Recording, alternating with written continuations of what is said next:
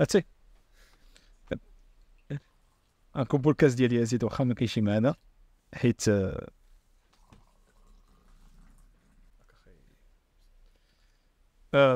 بدينا ياك. السلام عليكم، مرحبا بكم في بودكاست سترينغ، بودكاست خاص بالملاكمه. اليوم احنا في سيت اب جديد، اليوم ماشي في المحل ديالنا دائما، ماشي في رينغ، وانما اليوم احنا ضياف عند الصديق ديالنا عثمان الدردبي، صاحب دار الضيافه زمن الجميل. هذه ماشي سبونسورين، يعني ماشي ما مخلصينش على هذا الشيء هذا كامل، وانما هذه انفيتاسيون عند واحد الصديق، هذا واحد المحل عزيز علينا اللي كنجيو له دائما، وقلنا علاش لا ما نستغلوش المنظر اللي كيمزيو اليوم ونسجلوا حلقه هنايا. وكنشكروا على هذه الانفيتاسيون هذه. سي عثمان دائما فتحنا الباب ديال المحل ديالو زمن الجميل، غادي نخليو لي زانفورماسيون كاملين في ديسكريبسيون داكشي كامل.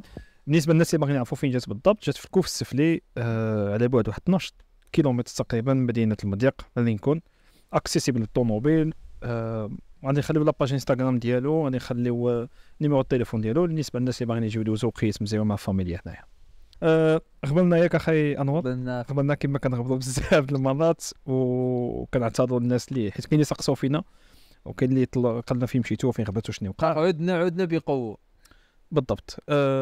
طبعا كما كنبداو بالعاده كنرحب بك انور. شكرا. هذه مده ما تلاقينا حتى خارج حتى في الاوف ما تلاقيناش بزاف هذا الشهر ونص الاخر كامل. يزيد اللي ما قدرش يكون معنا اليوم بسبب ظروف العمل. كنرحب دائما بالصديق حكيم بالكويزات ديالو اللي في الكواليس.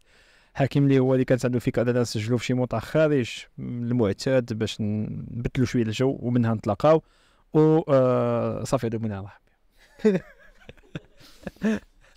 كاين حتى شي واحد لا حتى شي واحد لا لا سمعت الصوت لا عايشي علينا الكاس ديالاتي. وطبعا ما نساوش ابدو المخرج اللي موقف في الكواليس واللي يسهر على حسن سير هذه الحلقه هذه. رجعنا بكونسيبت جديد ياك انور، بما انه طاو بزاف ديال الاحداث في الملاكمه هذا الشهر هذا بالضبط. كونسيبت اللي هو 12 راوند بالضبط. كونسيبت جديد ديال البودكاست ديالنا وديال البرنامج ديالنا اللي هي 12 جوله 12 راوند. في 12 راوند هذا نحاولوا نسترقوا 12 موضوع كيهم الملاكمه ولا 12 حدث وقعت في الاونه الاخيره، وكل حدث نحاولوا نعطيو له تعليق 3 دقائق، وما بين كل جوله وجوله كتكون دقيقه راحه اللي غنطلقوا فيها الموضوع الثاني. دونك عندنا 12 موضوع غنحاولوا نمشيو بعضنا في هاد 36 دقيقه وعاد دقائق راحه بيناتهم، فيما هي محاكاه النزال بروفيسيونيل على الصمت. نبداو بالموضوع الاول، دخلوا دونك غادي نعملوا كرونو 3 دقائق، ما كيهمش فين وصلنا غنوقفوا في 3 دقائق صافي. غنبداو بالمغرب، وغنبداو بالملاكم المغربي معروف عند الجميع دابا كنظن المتتبعين ديالنا اللي هو موسى غلام صاحب المركز العاشر في دبليو بي سي. طب عنده نزال قادم نهار 25 في الشهر في رايزين ستار عربيه، النسخه الرابعه ديالها. هاد المره ما غاديش يكون هو المين ايفنت، ولكن يكون عنده نزال صعيب. غير مع انخيل رودريغيز من فنزويلا، اللي من بين الخصوم ديالو كان هو ليمون تروتش اللي هو بطل دبليو بي ا دابا حاليا ديال السوبر لايت ويت، وبحال اللي قلتي كان سبارين بارتنر ديال باكيو بالضبط. دونك شنو التعليق ديالك على عوده موسى غلام؟ وهي صراحه عوده منتظره وعوده متاخره شويه. موسى صراحه تعطل علينا شويه باش حنا ما عرفناش زعما الكواليس اللي كاينين مورا التاخر هذا. ولكن مزيان انه دابا حاليا جا في واحد الشهر اللي انه الملاكمه كتعرف واحد الانتعاش كما كنقول. يعني كاينين دي زيفينمون اللي كاينين اللي طالعين دابا بزاف حاليا اللي كيخليو الملاكمه انها تبقى اكتيف. يعني ها هما الانديسبيوتد كاينين بجد، لي كومبات كاينين بجد، الفايترز كاينين، كلشي كاين. يعني موسى شاف واحد البيريود اللي هي صراحه مزيانه اللي يلعب فيها، لا يكون البوكس محرك هاد الايام هادي. صراحه هي مزيانه بالنسبه للوقيته اللي فيها الملاكمه. انا قلت كنتوقع زعما نوعا ما يكون موسى حتى حاضر في النسخه الثالثه ديال لايسنس العربيه اللي كان فيها ملاكم مغربي جواد، ولكن ما كانش هو تما. دابا رجع لايسنس العربيه، ما يكونش مين ايفنت ولكن غيكون نزال صعيب مع واحد الخصم اللي تا هو عنده تقريبا نفس الريكورد ديال موسى 21 غول بالضبط. تيست كبير لموسى، 10 جولات غنشوفوا فيها مره اخرى الملاكم المغربي. في انتظار شنو غيبان من بعد، واش غادي يبقى يكون موسى من بين الناس اللي حاضرين باستمرار في هاد لي زيفينمون لايسنس العربيه حتى يحصل الفرصه ديالو. لان انا كيبان لي من بين الناس اللي ممكن تبنى عليهم هاد البروجي هذا، او لا غادي نبقاو نشوفوا موسى اللي دابا كيبان حاليا خصو يدير البلباله. هادشي اللي باغي البوكس بروفيسيونيل حاليا خصو يدير شويه البلباله. النصيحه اللي نعطيها دابا حاليا كواحد متبع البوكس يحاول يبدا يقيس البوكس واخا نقولوا حتى هو دابا 10 عالميا 10 عالميا عندك الحق تحداه، عندك الحق كاع تلعب حتى على السنتر كتلقى بحال وقيلا كتلقى كاينين بزاف اللي كيكونوا قل منه كاع قل من موسى، وموسى عنده انجازات اللي كيأهلوه يلعب على السنتر وكيلعبوا، وكتلقى اقل من موسى كيلعبوا على السماطي وكيلعبوا مع بوكسوره كبارين ولا يعني موسى خصو يدير شويه بالباله، خصو داك تاركين يبقى يادي بنا في انستغرام، يبقى يحاول شويه يجبد شويه الصداع، خصوصا كاين في الميزان ديالو كاين نافاريتي، كاين اوسكار فالديس، كاين فوستر، كاينين بوكسوره اللي مزيانين. وبحال اللي قلتي مثلا فوستر كنلعب مع واحد امريكاني في كومباتي الاخر اللي الا جينا نشوفوا لا تكنيكمون ولا من ناحيه الترتيب ولا من ناحيه ديال لامباكت شوف داك اللي عند بالضبط اللحيه ديال الحنه موسى احسن من هذاك بالضبط موسى احسن بزاف كاع. الاخر عنده جنسيه امريكانيه دونك موسى انا كنقول موسى دابا حاليا بهذا الشيء اللي داخل فيه دابا مثلا بحال دابا هاد لابيل اللي داخل فيها معاه تقدر تعطيه فرصه انه الحكم يتدخل باش يوقفنا. دونك غادي الفكره وصلت بالتوفيق لموسى ماشي. ندوزو للموضوع الثاني، ندوزو الجوله الثانيه ديالنا، والجوله الثانيه غادي تكون على رايان غارسيا اللي غلب رايان غارسيا. انا اخويا انا ديما في كل شيء هذا كنكون مأكد عليها كتصدق لا ما كايناش طلع غلب، وكان كل شيء كيقول بان رايان غارسيا من انجاز كبير وبان جا هو وجه الملاكمه. فجاه كيطلعوا التحاليل كيقولوا بانه كان كيتعاطى المنشطات بالعاني اولا ماشي بالعاني، باقي ما كاينش شي دليل، ولكن الغول ديالو كيرجع فيه علامه استفهام. واش هذا الشيء هذا غادي يطيح من القيمه رايان غارسيا؟ شحال الضرر اللي غادي يكون على الملاكمه؟ وشنو غيعملوا مع ديفين هيني وديك الواحد اللي عنده ديال دابا شوف حنايا ندوي من ثلاثه النواحي. كاين الناحيه الاولى البيزنس، رايان غارسيا غادي يطلع له البيزنس ديالو، يعني ما غاديش يخسر ناحيه البيزنس لانه دار ضجه بسبب ديك بانه حماق، بانه على المخدرات، بانه بزاف ديال الحوايج، يعني كربح وكفلوس وكسميه رايان غارسيا طالع. كملاكم ما تهبط القيمه ديالو الا كان ديال بصح في السيمبل الثانيه طلعت منشط طالع المنشط بانه كاين 100% غادي تهبط القيمه ديالو كملاكم. واخا حنا عارفين ان الملاكمين اصلا ديجا كيديروا منشطات كاملين، يعني بلا ما يقول لي ديفن عيني لا هادي هادو كاملين كيديروا منشطات، ولكن هو كلشي كيعمل منشطات غير ماشي كلشي كيحسن. ولكن المنشطات كيعرفوا كيفاش يستخدموا، ما كيستخدموهمش مثلا قبل الكومبا بشويه ولا مثلا كيما دار غارسيا. كنا هضرنا على هذا الموضوع في الحلقه ديال المنشطات، كنا هضرنا حتى كلشي الباركور ديال المنشطات عند الملاكم وعند الرياضي باش نكونوا متفقين على واحد الحاجه. كاع الملاكمين اماتور بروفيسيونيل اللي كيكونوا معاهم مختصين اللي في البرو تا هما كيكونوا معاهم مختصين هذوك كاملين على المنشطات، يعني حاجه نورمال تسمع داكشي ديال المنشطات راه في الام ام راه منتشر. دابا شنو يعملوا مع واش غادي يزولوا الكومبا واش يحسبوا انه كونتيست غادي تعتبر يزولوا خساره ديال ديفين هيني؟ دابا حاليا تتخرج العينه الثانيه. دونك دابا بالضبط بحال اللي قلتي دائما ملي كتكون منشطات في العينه الاولى كتعملوا التحاليل العينه الثانيه. شنو هو الفرق بيناتهم؟ هي نفس العينه، هو نفس المصدر كيتخادوا في نفس النهار، غير وحده كتعمل في واحد القرعه وياخا في قرعه ثانيه باش كيفيتيو دائما داك الاحتمال انها تكون شي وحده كونطامينات او توسخات ولا. دونك ملي كتطلع العينه بوزيتيف كيعاودوا يحلوا العينه بي الا طلعت هي بوزيتيف. هنايا ما كاينش شي جواب اخر، هنا فين كنتي كتاخذ النشيطات. بقات السؤال هي واش خديتيهم بالعاني وهنا مشكل، او لا بحال اللي كاملين كيقولوا لا راه غير خديت واحد المكملات غذائيه او كليت اللحم وداك اللحم كان فيه منشطات. هذا هو الجواب اللي كيتعطى من بعد التحقيقات.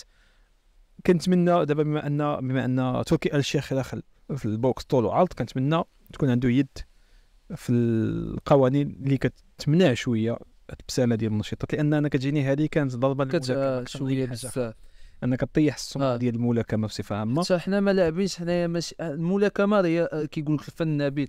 حنا ما لاعبينش ستريت فايت ولا شي حاجه بحال هكا انك عندك تقدر دير اي حاجه. راه الملاكمه فيها قوانين، فيها واحد لي ليميت اللي كيتحترموا. يعني انت الا كنتي بحال هكا ما كتحترمش دوك لي ليميت، كدير منشطات، كدير ما تجيش تحترم الميزان، ما غاديش تحترم دي واخا غالب واخا هادي ما كتحترمش الملاكمه. راه تما كيبان الملاكم شكون هو بداك الاحترام ديك الديسيبلين. الملاكمه راه قايمه على لا ديسيبلين، ما داكشي ديك لا ديسيبلين واخا تربح غادي تبقى تبان انت. وعاد في المنشطات في لابوكس دائما كاينه ديك الفكره انك كتشرب منشطات باش ترجع صحيح، لان غضب واحد اخر ماشي بحال جريتي 100 متر اللي واخا هكاك عندها اضرار على الخصم ديالك. وشوف هو قال مايك تايسون راه كتعتبر جريمه الا تكون جريمه تكون جريمه باش نكونوا متفقين. يعني انت كتاكل منشطات باش تضربنا، راه تقدر تاكل منشطات ولكن في الوقيته ديال البريباراسيون، ماشي في الوقيته انت ما بقى لك والو تمشي تلعب. جينا لاصقه هذه جينا لاصقه وغندوزو الجوله الثالثه. الموضوع الثالث ديالنا اليوم من رايان غارسيا لواحد الملاكم اخر اللي هو نوعا ما تافه ولكن اللي عمل اسمه في لابوكس، جيك بول اللي غادي يلعب مع مايك تايسون باش نزلوا نزال. اللي بان لي تا هو طايح في المنشطات. لا جيك بول ماشي طايح جيك بول مغمس منشطات، ديك الفورمه اللي بان فيها في مغمس منشطات اللي خرجت الايامات. السيد هو كبير من هنايا ويديه صغارين او الهافي ويت غالبا سي نزال اللي كان غيكون في الاكسبيشن ياك. دابا رجع نزال بروفيسيونيل. مايك تايسون شحال عنده 58 سنه. ما غير باش نزلوا كونتكست باش خلق جيك بول كان مايك تايسون لعب على بطولة العالم، دا بطولة العالم، دخل الحبس، خرج من الحبس، دابز مع هوليفيلد المره الاوليه. شي كامل وقع خلق جيك بول عنده التعليق ديالك انوار. لا نزال نوعا ما، واش ضروري هذا النزال هذا؟ ما نكذبش عليك، انا فان ديال مايك تايسون، ما كاينش شي ولكن ماشي فان ديال مايك تايسون، ولكن صراحه انا اللي كيجيني العمر كيلعب دور كبير. اي واحد من فوريمان وجبد من اقوى الملاكمين وبان عليهم العمر كيبان. يعني واخا تكون ماشي غا تايسون، واخا تكون اكيليس. شنو اكيليس؟ نمبر 1 فايتر كان في التاريخ. راه العمر كيلعب دور كبير، انك انت 57 عام ما غاديش تكون بديك الكاليتي اللي كان فيها تايسون في 18 عام 19 عام 20 عام ديالو 23 عام. جيك بول واخا كيقولوا ماشي تكنيك، واخا لا عنده اكسبيريونس، ولكن كاين ديك كونديسيون فيزيك كتلعب دور كبير، فهمتي؟ يعني بنادم كيشوف تيرامينتو كيشوف هكا كيقول لا مايك تايسون كذا هادي يقدر غادي يدبع غادي يضرب جيك بول حتى ما فيه. انا ما كنقول لا، خصوصا الفيديوهات اللي كيبانوا مرات مايك تايسون كيطري نهار بداك الكامبيوس دي انغولو ديالو اللي هو تيبيك. كيقول لك شوف الفورما ديالو على 50 عام. دابا لي فان جداد الملاكمه ما عارف اللي ما كيكونش معمق في الملاكمه وكيكون كيتيني لا بوكس ما كيبانلوش الفرق، ولكن الا مشيتي تشوف الفرق في لي بول غادي يبان لك الفرق ما بين تايسون القديم وتايسون الجديد. الضربات ديال دابا طوبل العمر ما كنشوفوا حنا مايك تايسون اللي كنا كنتفرجوا ماشي تفرجنا حنا اللي كنشوفوا غير في الانترنت. حنا ما لحقناش زعما كنت كنهضر مايك تايسون 24 سنه 25 22 فهمتي في البرايم ديالو في الطوب ديالو. تيرامينتو كان كيضرب الساك وكيضرب. دابا حاليا كنشوفوا في لي بول هي كاينه التكنيك، كاينه بالحق ماشي ديك القوه اللي كنت كنشوف عليها مايك تايسون مثلا في الايام ديالو. عنده دابا 57 وقيله ولا 58 سنه واش هما كان. جيك بول دابا كيتيني مع السيليكسيون امريكان مع الاولمبيين سبونسوريزيهم كيتيني معاهم، يعني كيدي حتى هو اكسبيريونس، يعني واقيلا يكون حتى كيسباري معاهم ياكلش ماشي بعيد. هو شوف هذا وكيحاول ماشي كيحاولش كيحاول في لابوكس. غير هذا الكومبا واش كان لابد منه، خلينا من المداخل اللي خصها تكون خلينا من الشهره ومن داكشي كامل، غير واش زعما واحد الكومبا اللي محتاجه لابوكس حاليا؟ صراحه لا. حتى مايك تايسون صافي اوت برايم كما كيقولوا. جيك بول ماشي شي واحد ملاكم اللي مثلا شي سميه الملاكم ولا شي، هو باقي لحد الان كيتعتبر انفلونس سي هذه بالضبط. والكومبا الاخرين مايك تايسون اللي كان اكسيبيشن مع روي جونز ما كانش احسن كومبا في العالم، ما كانتيش حاجه اللي كتمتع تتفرج فيها ولا. دونك انا بدي كنتفق معك في ان هذا الكومبا ما كانش لابد منه، ماشي شي حاجه اللي كتكسيتي بالضبط. الكومبا هذه صراحه انا ما نعرفش شنو واقع. كيعجبني كلشي وكيعجبني ديك العافيه ديالو بالحق. انا ما كتبانليش ديك العافيه تبان صافي واحد الانسان دقدقات في الحياه صافي ما صافي داز الوقت. داز الوقت صافي. الا عملتي شي حاجه دابا حتى واحد فيهم عنده رباح. جيك بول اذا غلب غادي يقولوا له غلبتي 11 شرف، وإذا خسر يكون خسرتي مع واحد شرف. مايك تايسون اذا غلبتي انفلونسر الحكم وقيلا يتدخل، واذا خسر غادي يخسر مع واحد انفلونسر. دوزو الجوله الرابعه مع هاد المره دوزو الملاكم واعد اللي محتمل انه يكون احسن ملاكم ياباني في التاريخ. ناويا انيا باوند فور باوند. انا بالنسبه لي باوند فور باوند نمبر 1 حاليا في انتظار شنو ما يجي من عند الاخرين كامل. انوي اللي غلب كومبا الاخراني ديالو طاح اول مره غادي نهضروا على هذا البوان دابا شويه.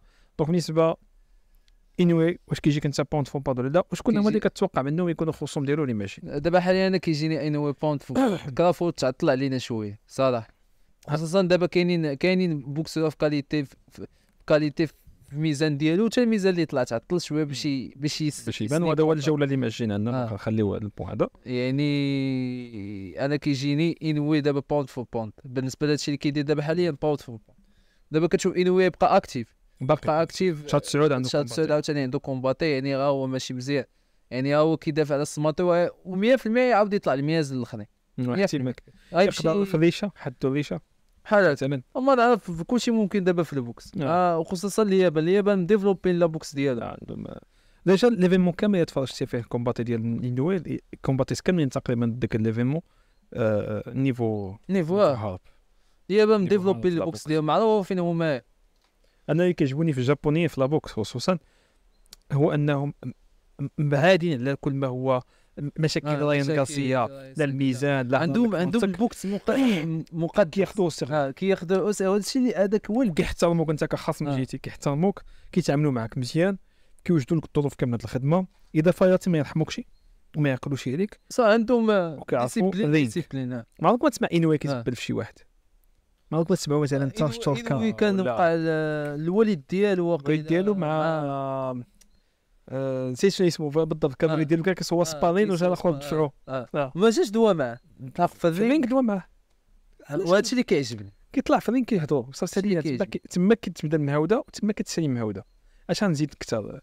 لا قلب عليه الطبله بحال بابا ديال تايسون فيوري كينطح اخو الدمايات والشوها بالعيني الثاني في الدق والسكات، ما كاينش داك. انا كنتمنى نشوف انوي في وزن الريشه. عندي انا جوج الامنيات اللي انوي، جوج لي كومبا اللي نتمنى نشوفهم. نقدر بغيت نشوفو مع فينادور لوبيس. علاش؟ لان لوبيس واحد الملاكم العكس ديال الاورتودوكس، مره مالك ما عندوش واحد الستيل واضح، ملاكم عشوائي ولكن عنده نتيجه واعره. خصوصا ما كرهتش نشوف انوي، ما عرفتش ممكن مع ناكاتاني. اذا طلع جونتو ناكاتاني الميزان انوي نقدروا نشوفوا واحد ناكاتاني اللي بطل العالم في البانتمويت. دابا البانتمويت فيها بعض الابطال العالم الجابونيين ما بها بها، وداخل فيهم حتى خو انوي واقيلا. خو انوي في وزن اخر.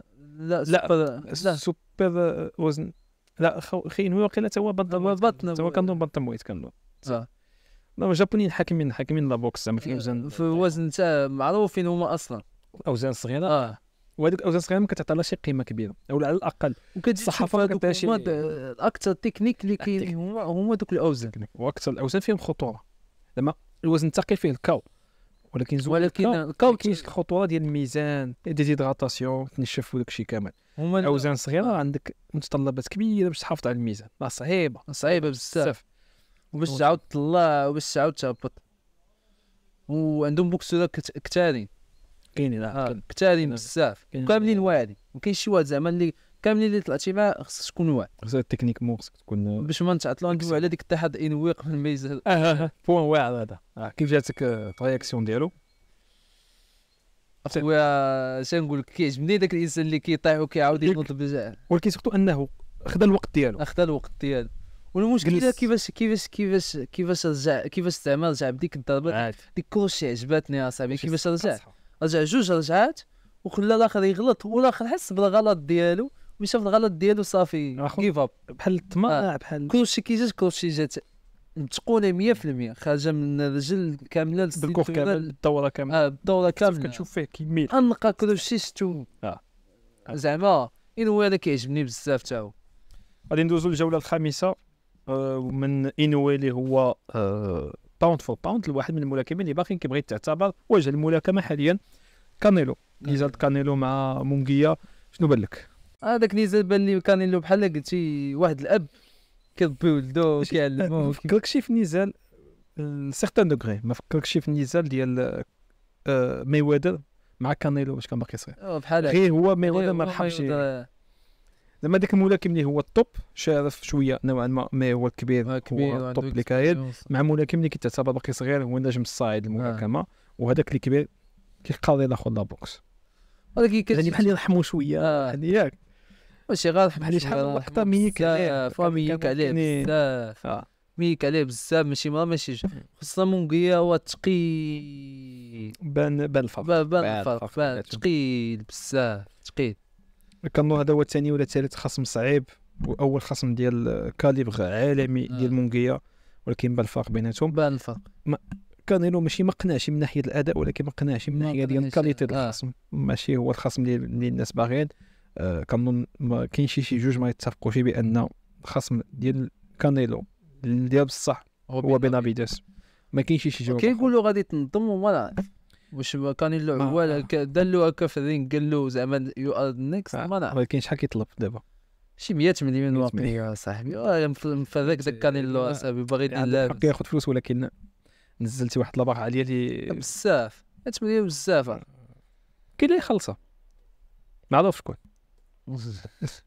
يدير السي تركي. شو كيدير السي تركي؟ انا قلت كتسمعنا شو كيدير. هو باغي كانيلو بينافيدس هي اصلا تركي باغي يجمع شو سميتو كرافورد وإيليس بالضبط. هي اللي كنت نقول لك انا وقيله وعينو على كرافورد مع كانيلو. بصح نسيت كانيلو نسيت ما كرهناش اخي حنا والله ما كرهنا اخي تركي الشيخ. انا ملي انا كان سبونسور انا سبونسور ديك اي حاجه درتيها اي حاجه درتيها سي قضي غادر. ما عرفتي واش غادي تكون بوسيبل لا. دابا كاينه مهوده ايضا على ان اي بي اف قالوا كانوا بان عنده مهله ديال وقيله 3 سيمانات باش ينيغوسي مع واحد الملاكم اسمه ما كنعرفوش اسمه سكول وقيله ابارامون هو المواطن بيتني كان في واحد الكومبا واحد المره سوبر ميدل ويت سوبر ميدل ويت. وكنظن كان شي مره في شي كومباتي ديال كانيلو في الاندر كارد ديالو. دابا هو اللي هو الصح هو اللي متصف اي بي اف هو الاول. دابا هو المانداتوريو ديال كانيلو باش يديفيندي السمطه ديالو. اصلا الاي بي اف ما عندهاش بوكسوره مزيان ماشي بزاف في هاد الكاتيجوري. وما عرفتش انا هذه واش داخله في ولكن الاي بي اف طاحت لا كاليتي بجد بداتي كتدخل وتخرج تحيد كيحاولوا يدبروا شي واحد مزيان من بعد كيطلقوا له من بعد كيحاولوا زعما يخرجوا من البوليتيك ديال واحد اللي السماطي ديالها كثير هو الدبليو بي هي كتوزع السماطي ديالها الدبليو بي حتى هي كتبقى دبليو بي سي. دابا يجي تركي يشريها. ندوزو الراوند السادسه ياك دابا وصلنا 6. لوماشينكو مزيان لوماتشينكو سير. شنقولك اخي لوماشينكو راه كيبقى استاذ ديال البوكس ما نكذبش عليك. ماستر كلاس ديال داك الميزان هو لوماشينكو. ما تقوليش جيرفونتا ستيفنسون حتى شي واحد. لوماشينكو اللعب ديالو ما غاديش يتعاود واخا نكذبش عليك. ما غادي نقدر ما تناقش معاك فيها لان انا متفق معاك. يمكن واحد من الملاكمين اللي كتشوفهم ما عرفتش شحال ما عرفتش لوماشينكو بالضبط ما غاديش يتعاود الستيل ديالو ماض حتى هي ما تشوف بحال قلتي بيكابو تايزون بحال هكا. اول حاجه ثاني حاجه كمبوسوس اخويا شتاك كمبوسوس فهمت اصاحبي هذاك كنت معنا كيعجبني التكنيك ديالو هو على كلشي. ولكن ديك المرات تقول صاحبي ما كانش في نهار واش انت صاحبي واحد الشملي انا واحد الشملي مثلا واخا تكون اول مره لاعب معاه نقولوا ما غاديش تقدر تجاري مع الاول تجاري مع الراوند الثاني ما تقدرش تقول له تجاري مع الراوند الاول غتبقى مجنب له الراوند الثاني الراوند الثالث تقدر صافي حتى اول مره تلعب معاه غادي تلف عليك الديستونس. ولكن انت ديجا لعبتي مع شماله ديجا لعبتي مع طيفو لوبيس كيلعب بستانس بجوج بهم ديجا لعبتي مع عيني خفيف عيني ماشي شي واحد اللي يعني لعبتي مع بوكسور اكسبيريمونتي على الاقل واخا لو ماشي كره زايد عليه باش نكونوا واضحين زايد عليه بزاف كاع. ولكن على الاقل دار الاخطاء اللي راه هو ما يديرهمش دابا حاليا. واش جاك دار اخطاء ولا جاك ستيل ديال لوماتشينكو كان تيلمو مزيان كان واعر بزاف كان في الطوب ديالو في النهار ديالو لوماتشينكو اللي واعر بزاف بين كامبوسوس ضعيف بين معقوفاته. ولكن انا ديجا تفرجت في كامبوسوس يعني هذاك اللعب ماشي لعبه ماشي هو بدل بغى يتادابتا زعما مع الستيل ديال نورمالمون انت بروفيسيونيل الجن ديال لوماتشينكو. انت نورمالمون بروفيسيونيل خصك تكون ديجا مادابتي على واحد الشملي نورمالمون سبارين كذا هذه. خلينا من لوماشينكو كستيل كندويو على واحد الشملي حتى هذا واحد الغلط اللي راه ماشي راه اي واحد يلعب مع شملي يشوف غير نقولوا اندي كروز بروفيسيونيل اخر كومبا ديالو كنلعب مع شملي ديما كيمشي لهاد الجهات. هذه قاعده باسيك هذه كنقول لك هذه دابا تنقول لك هذا يلاه عنده في بروفيسيونيل يعني كندوي على بروفيسيونيل. ولكن انت كامبوسوس انديسبيوتد ديجا فورمر وورلد تشامبيون، يعني عندك اكسبيريونس، يعني ما غاديش تمشي تدخلو انت نيشان ومع واحد بحال لوماشينكو كيضربك 5 ضربات اصاحبي في التاليه وكيدور عليك. فينا هو ما كاينش. كنظن الفرق بيناتهم في الستاتيستيك، نهضروا على الارقام. كنظن لوماتشينكو ضرب 6 المرات اكثر عدد ديال لاكامات مقارنه مع كامبوسوس. وكامبوسوس ربح روند واحد روند واحده ما تبقى كاملين لوماشينكو اللي في الاخر ما بدلتش زعما. وتصون معايا في بلادك. هو صراحه كان عليه الضغط، هو انه لعب في استراليا ولكن ديجا لعب في استراليا مع ديفين هيني، وكانوا بزاف د الحاجات على المحك اكثر من لعب على السمارتي ديالو في استراليا وخسر، بعد عاود لعب على ماشي دافع ماشي دي سمارتي ديالو مع صراحه انا كنبوسوس انا ما فهمت والو زعما. انا كنت متوقع منه غادي يدير شي كومبا حاضر زعما مع لوماشينكو، يعني بجوجهم عندهم نفس الطول نفس اليدين من ناحيه الريتش نفس كلشي، من غير لوماشينكو شملي هو يمني صافي. ولكن بان الفرق. ما بغيتي تشوف لوماتشينكو في النزال القادم؟ شاكور ما غاديكش ممله كنزال؟ غادي يحرك هذا لوماشينكو. بغيت شي واحد بحال لوماشينكو يلعب مع شاكور باش هنا يبان شاكور شكون هو. الواحد تكنيكو كيدير بيسينغ بحال لوماشينكو غادي يفرح شاكور. واحد تكنيكو كيحافظ غادي يفرح شاكور 100%. انا ما كنتش نشوف جافونتا كيحاول يصيد لوماتشينكو كيحاول يدخل ويخرج من الفخ ديال جافونتا. كنظن شحال باقي هذا، بحال وصلنا بعدا الجوله السابعه دابا حنا غير كنهضروا وكيف نجاوب على لا الجوله السابعه اللي كدازوا. دونك الجوله السابعه غادي ندوزو من موهبه لموهبه اخرى، وهذه المره هو جيسي بام رودريغاز. سوبر فلاي ويت 115 باوند 52 كيلوغرام. هذا واحد من الملاكمين اللي غادي يكون وجه الملاكمه، باقي اندفيت حتى دابا. عنده نزال مع غايو استرادا. ما عرفتش عندك شي تعليق على هذا النزال هذا؟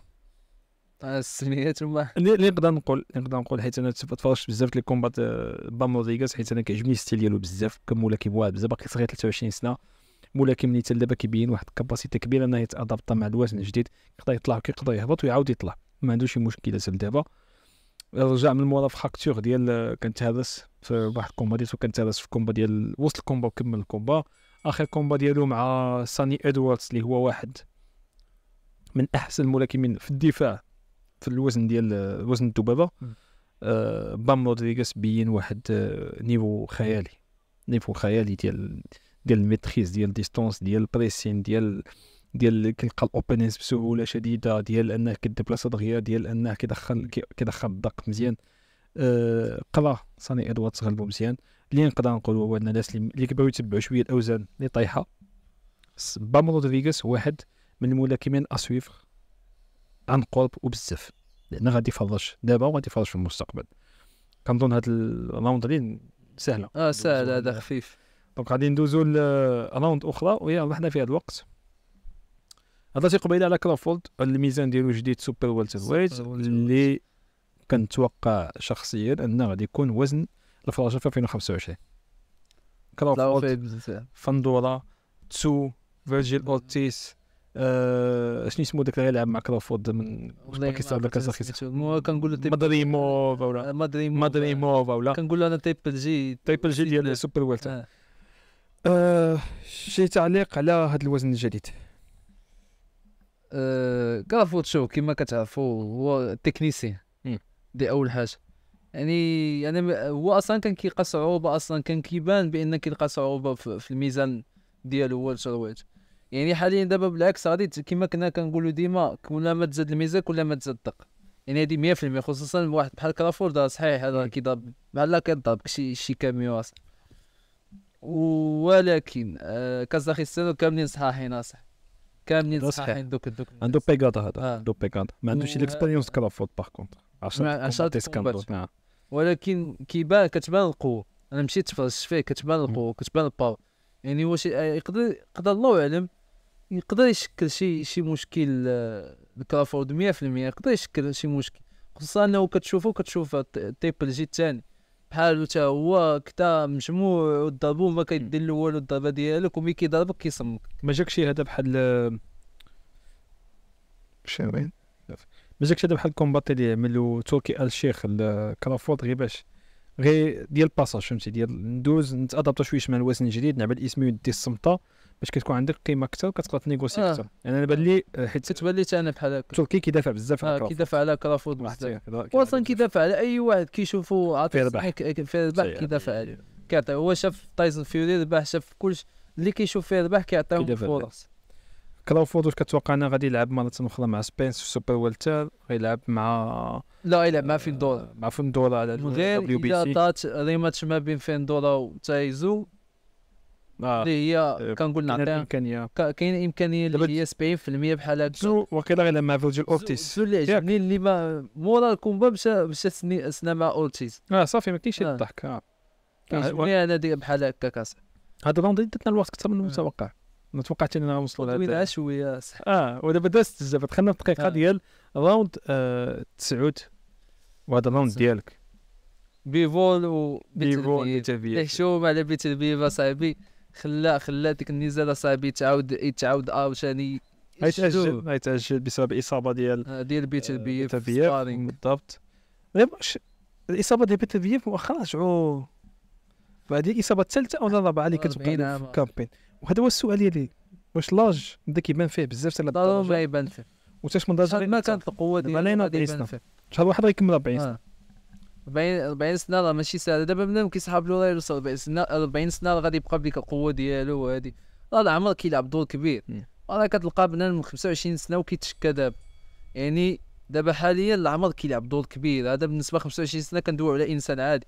الساك بوكسيادور كيتريني كنقول لكم الماكله الناس ريكوبيراسيون كلشي اللي بغيتي، وكيتقصح. وي كتشوف ديك الاصابات عارف راه كاين شي خلل تجمعي اصابات بعدا في اي رياضه كتشوف بزاف الاصابات عارف الجسم ديالك فيه شي خلل ولا شي حاجه ماشي تما، شي حاجه غلطه كتعمل، شي حاجه اولا بحال اللي قلتي لاش، لان بحال اللي قلتي التيمبو كيبان في كل واحد في كل رياضه كيبان فيه لاش. تعوض في بلاصتو الليبي اللي باش هذاك هو اللي كنت بغيت ندوي عليه. هذاك هو اللي قلت داك الليبي ماشي بوكسيادور مزيان ولكن علاش كنت كجبت لك موسى قبل قلت لك دابا عاد تفكرت علاش كنت كنقول ديك الهضره. هذاك الليبي هو التسعود عالميا، ما عندوش الاسهم طالعين وما لعبش مع بوكسيادور اللي واعرين في داك الله يسعفيه، ولكن التسعود عالميا كاين كيحمق بيفو يقول واش ما كتبغيش تلعب معايا، واش كتخاف مني، واش هادي علاش هادي جاتو الفرصه. فهمت بغات تسنى وصافي افتش عليها تجي وما خيبتش البيف. الله يشافيك يا ربي، شافيه دغيا باش يرجع لنا. هذيك الكومبا كنا كنتسناو. هاد الفاكتور ديال لاش شحال غيأثر في الكومبا ديالو؟ واخا حنا باقي ما هضرش، قلنا ان غنخليو النزال ديال بيفول مع بيتابي في حلقه بوحديتها. مي نطرحوا غير هاد السؤال دغيا وصافي، هي تاش من درجه غادي يبان الفاكتور اج والعمر في كومباتي؟ دابا حاليا ما يبانش، دابا حاليا ما يقدرش يبان. يقدر يبان بتا في الاصابات وكذا، وهذه الاصابات في كومباتي لا.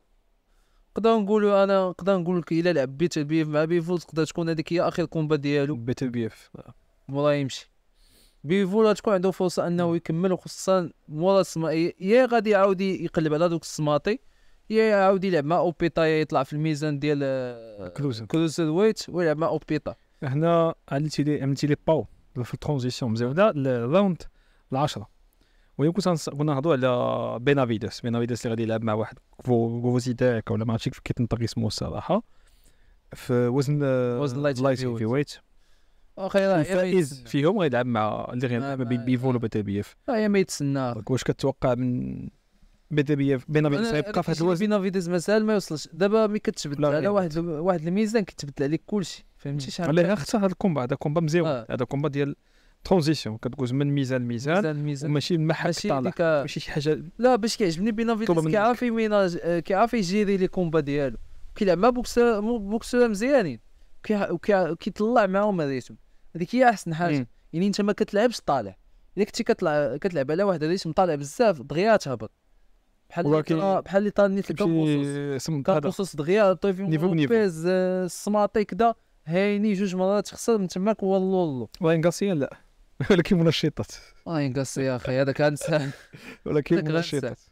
عندك نفس الحاجه. طالب بينافيديس شنو غادي طالو هو انه غادي يمشي دقه كتدخل بريميرا سيكوندا اصلا هو الا مثلا كاع دابا ما نعرفوش باقي داك واش يعاودوا واقيلا اللي ربح في هذا الكومبا ما بين داك الليبي وبيفول واقيلا يلعبوا ضد بينافيدس واحد فيهم ياك. هما دابا اللي نورمالمون كنظن اللي فيها ارباح اكثر هو ان بي تي بي اف غادي يبقى كومبات بيفول بي تي بي اف غيبقى وغادي يبقى على اندسبيوتد، والفائز فيهم فائز في بي تي بي اف وبيفول هو اللي يلعب مع بينافيدس، حيت متوقعين ان بينافيدس يربح، وهو لي كومباتي اللي فيه الاسماء فيه الربح اكثر. انا كنقول بينافيدس مازال خصو يصبر شويه على ما تزيد يتادابت صافي. دونك باش ما هذا باش ما يضيعش باش ما يضيعش في واحد الوزن اللي فيه يزيد واحد 2 كومبات 3 كومبات لايت هيفي ويت اللي فيه هذاك شنو اسمه داك النكليزي اللي كيشطح ويتاكر ياك بين هذيك كتكون كومبا مزيانه. هذا من الاسماء اللي باقي غتبان من بعد. دونك هذا نخليوه هكا خليوه يطيب دابا خليه حتى من بعد نشوفوا لا وغادي ندوزو باقي لنا جوج راوندات. هذا هما الشامبيونشيب راوندز. غنبداو بالراوند الاول 11 هو الفورمه الجديده الملاكمه اللي جابها تركي الشيخ 5 فيرسس 5. 5 الملاكمين ايدي هيرل ضد 5 الملاكمين فرانك وارن. جوج ديال لي بروموتور اللي ما كانوش يقدروا مع بعضهم، ولكن الفلوس كيشريو اي واحد كيشاركوا اي واحد. فوز على كنت بيض ما يشريوك فلوس العرب كيشريو البيض. هذه هي جدا ماتش روم ضد سنيسبا ماشي دازن الاخرى كوينسبيري كوينسبيري ماتش روم ضد كوينسبيري اللي غادي نهضروا عليه في الحلقه الخامسه ولا الرابعه ديال تاريخ الملاكمه. نهضروا على هذه الكلمات كوينسبيري باش يعقلوا عليها الناس اللي كانوا باقي متبعين الابيزودات ديال الحلقات ديال التاريخ. ما يرجعوا لهاد لافورم هذه 5 ضد 5. ما غاديش نديطيو فيهم بزاف، ما غاديش نهضروا على الاسماء الخمسه اللي محدده، وانما السؤال ديالي هو واش ما كتبانلكش بان هذه غادي تكون واحد نوع جديد وشكل جديد ديال الفراجه في الملاكمه ديال ملاكمه الفرق بروفيسيونيل؟ صراحه ماشي اول مره كانت دات بالسيمي بروفيسيونيل. كانت سيمي بروفيسيونيل بالضبط. انا بغيتها في بروفيسيونيل حيت سيمي بروفيسيونيل كانوا منتخبات لعبوا نوعا ما تجمع بحال قلتي بحال شكل تشامبيونز ليغ الكره تورنوا شارك فيه المنتخب الوطني اليوم وصول الاطلسي ضرب طيح يعني. وهذا عندنا واحد لافورم جديده ديال ان التنقيط مختلف، والكابيتان اذا ربح عنده الدبل النقاط واقيلا. اذا ربح كابيتان ديال شاك كيب ربح كومباتي ديالو عنده الدبل النقاط في هاد 5-5. دابا حاليا هي فورمه مزيانه صراحه، تعطي الفرص الليبلز ما يبقاوش ضاغطين على البوكسور هذا اللي طالعين عندهم اللي عندهم اسهم اللي عندهم سميات. يبقاو يحاولوا ياثروا حتى على دوك البوكسور اللي عندهم مثلا قلتي متوسطين عاد بادين عاد كذا، يبقاو يعطيهم فرص. هذه صراحه هي مزيانه من ناحيه بزاف د الحوايج. انا كتبان لي فورمه مزيانه غادي تعطي فرص جدادين وغادي تحاول تخلق الملاكمه عاوتاني من جديد خصوصا في الميازن كاملين. كتوقع شي ايكيب مثلا تيم يو اس اي ضد تيم اوروبا او لا جابون ضد المكسيك ولا ممكن كلشي ممكن اذا كانت ممكنه زعما مع لي سبونس مع لي بروموتور. انا كنقول ما حد تركي الشيخ كاين كلشي ممكن كلبش. دونك باقي لنا الجوله الاخيره وديناها من المغرب، ملاكم مغربي، وغادي نختموها بالملاكمه الوطنيه. وهذا المره بواحد السؤال. نهار 25 في الشهر غادي يبداو الاقصائيات الاخيره ديال الالعاب الاولمبيه. المنتخب الوطني عنده 3 الملاكمات، كاينه ياسمين متقي، كاينه وداد بلطال، وكاينه خديجه المرضي. هادو 3 اهلوا الالعاب الاولمبيه. ما كاين حتى ملاكم راجل في الدوكور، ما كاين حتى ملاكم. وهنا السؤال ديالي هو واش غنشوفوا شي ملاكم مغربي في الالعاب الاولمبيه، واش غنزيدوا نشوفوا شي ملاكمه اخرى في الالعاب الاولمبيه؟ اش نقول لك اخي حارس؟ انا ما كرهتش نشوف. حنا من لينا اخي ما نكذبش عليك، من لينا نبقاو نتسناو داك الواحد ولا داك الجوج ولا داك الثلاثه انه داك التالينتو هذا السيناريو ديال الدراري المغاربه. دابا المشكله هو انه ما كرهناش اصاحبي حتى حنا نشوفوا الدراري بوكسور المغاربه يكونوا في الاولمبيات، والله ما كرهنا.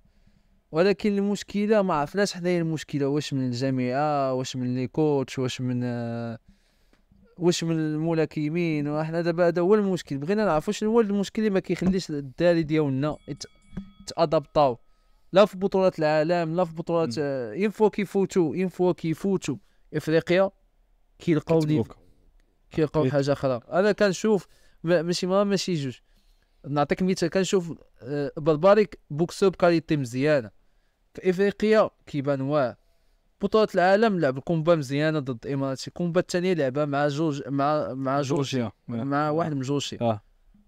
تكون ماشي البربري اللي كتشوف، فهمتي؟ مع احترامي للبربري، لا هذا من طب الملاكمين طب الملاكمين. انا كيعجبني البربري البوكس ديالو التكنيسيا. هو بطولة افريقيا ديال موزمبيق كان في بطولة افريقيا موزمبيق 8 قطرات كان انكريبلي كان انكريبلي عرفتي كتشوفو كتقول هذا ديال البوديوم في الالعاب الاولمبيه. في الالعاب الاولمبيه شنو كيطرا؟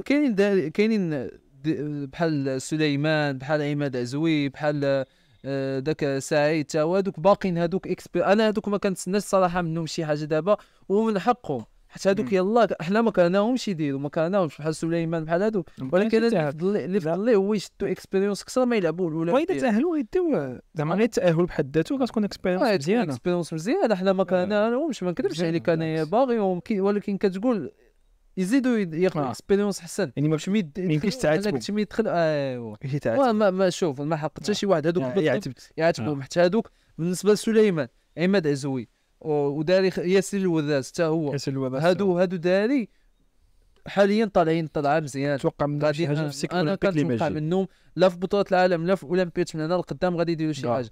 ولكن كاينين داري اخرين اللي بحال قلتي صافي درتي اللي عليك، داك يسال السيكل صافي سال السيكل ديالك صافي تجديد.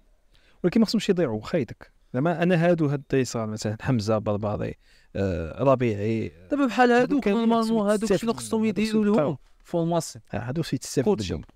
هادوك عندهم اكسبيريونس، لاعبين كومبات، لاعبين سبارينغ، لاعبين هادي شاركوا في دبليو بي اس ياك وورلد بوكسينغ دبليو اس بي وورلد سيريز بوكسينغ، شاركوا في الالعاب الاولمبيه، بطولات العالم، بطولات العالم جونيور.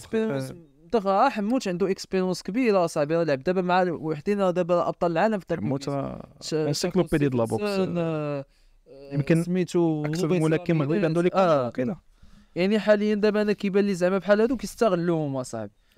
كاين نادي تا هو يستغلوه، كاينين هادوك اللي كتشوفوهم دابا بحال هكا عندهم الحكم الدخل حكم ما يمكن كنوصلوا وصلت وبهذا والتوفيق للداري الاولمبي، الداري السيليكسيون. والله ما كرهناهمش زعما صراحه، نشوفوا الداري ديالنا كاملين يتاهلوا.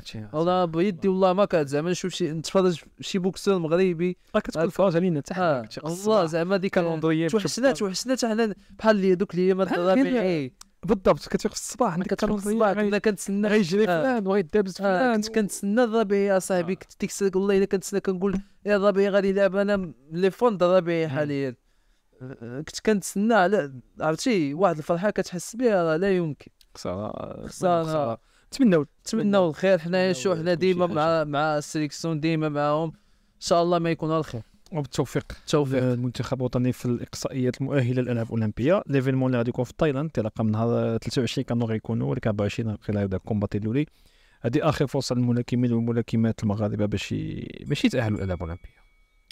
كنظن بهذه غنختموا هذا البرنامج ريكاب ديال 12 حدث او 12 موضوع اللي عنده علاقه بالملاكمه، ملخص للحاجات اللي كان خصنا نهضروا عليها في كل حلقه اللي حنا حاولنا نختصروا بس هذه فورمه جديده اللي غنحاولوا نعتمدوا عليها من دابا الفوق، باش ما نبقاوش مركزين على سوجي واحد، باش نقدروا نتطرقوا بزاف د المواضيع كيدوزوا في الشهر كامل، باش نحاولوا ايضا اننا نخلقوا داك التنوع في الاحداث اللي طارت.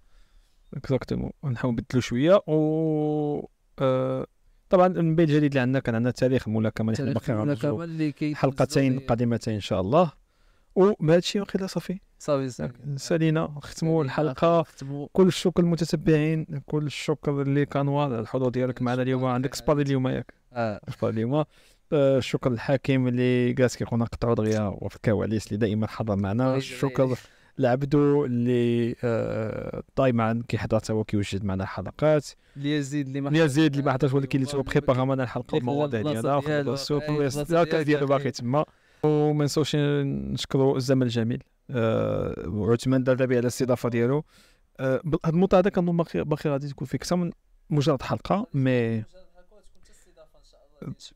غتكون شي استضافه الملاكم هنا، شي مدرب هنايا، شي دوره صغيره ديال بوكسين هكا شويه في السطاحه ولا في الطبيعه كيجري وداكشي كامل. الموضوع هذا كيعطي الحركه بزاف. كامبامينتو غتبقى تبيبار هنايا، غادي تعمل كامبين هنا صافي، غتكري المحل كامل غتشد نجيبوا الكارت كود تما ونبدا بريباراسيون. شكرا لاي واحد باغي يجي هنايا البلاصه زعما الجميل، غنخلي لكم لي كوردوني، غنخلي المعلومات ديالو. اي واحد كيف تشعل الكالم، كيف تشعل الهدوء، باغي ديكونيكتا شويه، واش كنصحوا بزاف هاد البلاصه هادي، الموطا اللي عزيز علينا حنايا وبغينا نبارطاجيوها مع الناس. ماشي المره الاخرانيه غادي نبارطاجيو الحاجه الناس. الفكره ديالنا كانت بدات انها الملاكمات نشر كلشي بالضبط. في نفس الوقت وقت ما مشينا لشي مدينه جبرنا شي نادي نقدروا ندخلوا ونعملوا الاشهار حنا معاه. شي حاجه نقدر تعاون الملاكمه هنا في المغرب، فاحنا مرحبا بها. اللي عنده اللي باغي يجي يدير معنا حلقه، اللي باغي يجي يجلس يدوي معنا، اللي باغي يجي يتناقش معنا، هذه فاحنا مرحبا. اي واحد كيبغي الملاكمه وكتعجبو الملاكمه وكيبغي يدوي على الملاكمه، بحال اللي قلنا بلاتفورم ديال الملاكمه من اجل الملاكمه. وهكا نحاولوا نخليوها دائما. وبه نختم هذه الحلقه، موعدنا ان شاء الله الحلقه القادمه.